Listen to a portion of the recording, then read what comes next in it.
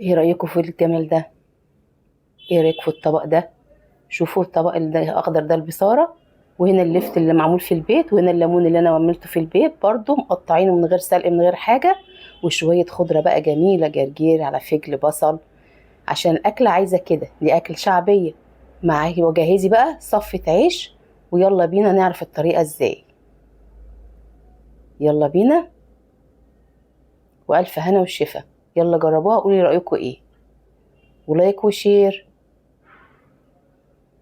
جهزنا هنا الفول المدشوش، عليها تشكيلة خضرة، بصلاية، نص قرن فلفل سبايسي، 3 فصوص توم، وفي شوية خضرة برضو سايباهم على جنب، هقول لكم دلوقتي هنستخدمهم امتى. بصل جوليان هنحمره تحميرة الكشري بالظبط. هنا الفول خلاص استوى معايا، تمام. هزود عليه بقى الخضرة اللي انا كنت شايلاها على جنب، عشان اللون بيعزز اللون بتاعها، لان اللون خلاص هو الخضرة اللي فاتت باتت معاه، اللون الدرجة بتاعته قلت، فهنا بعزز اللون مع النكهة مع عود نعناع اخضر فريش. البصل حمرناه وشيلنا على جنب، هنسيب حاجة بسيطة مع شوية الزيت اللي فيه.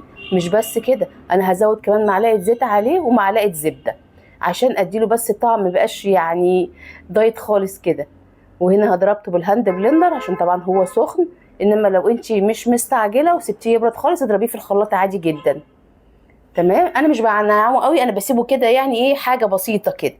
هنا حطيت معلقه كزبره ومعلقه كمون، وحطيت الملح بتاعه والدقيق، وشوفي الحدق بتاعه عامل ايه. تمام. هنا طبعا بتقلبيه كويس جدا، يا دوبك تقلبتين كده لحد ما تحسي ان هو يعني ايه، كله يعني امتزج كده ببعضه، وتقلبتين يعني شويه على النار عشان يبدا يتقل معايا. بصي السمك بتاعه اهو، الكبشه بتنزل وتطلع، ما يبقاش تقيل اتقل من كده عشان ما يقفش قوي في الطبق وانتي صباه في الطبق. تمام، والف هنا وشفا.